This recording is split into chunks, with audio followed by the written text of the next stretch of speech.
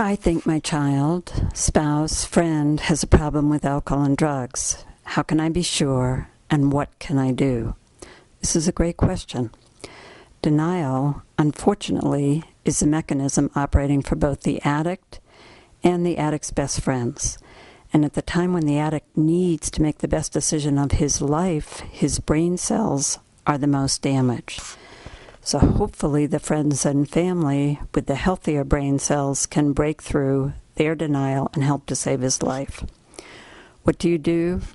First, summon your courage and remember, Ronald Osborne said, unless you try to do something beyond what you have already mastered, you will never grow. So you start by preparing, by gathering evidence. Evidence is dates, times, and specifics. If you don't have evidence, you are probably not in a good position to intervene. If you don't have evidence, you might not be saying your friend has a problem. Evidence is, at our last family meeting on May 8th, you had so much to drink you were slurring your words and you passed out at the table. On July 4th, you had 10 drinks, you were staggering, and you got in the car to drive your children. On August 8th, you were in your 6th bar fight.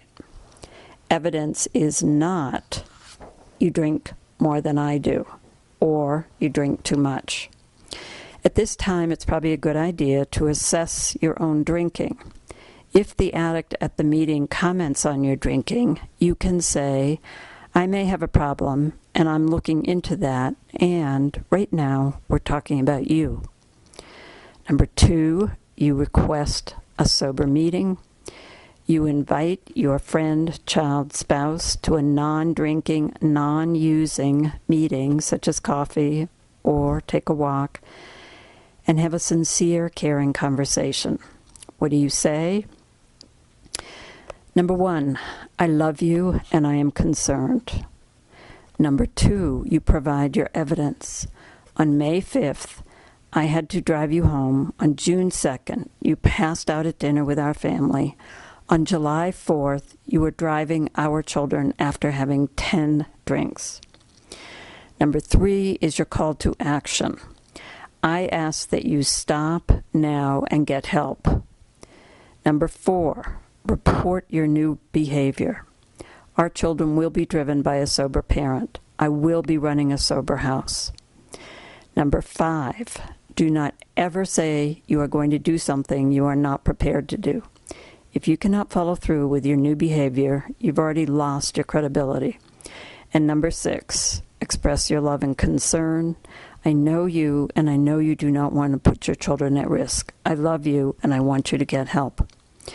If this doesn't work, you may have to organize a formal intervention. My guidelines are everyone has to have had their own personal conversation with the addict. No surprise attacks without caring enough to have a one-on-one conversation. Do your research and hire a well-qualified interventionist with experience and success and whose personality you think might work with the addict. And remember, unless you try to do something beyond what you have already mastered, you will never grow. Ronald Osborne.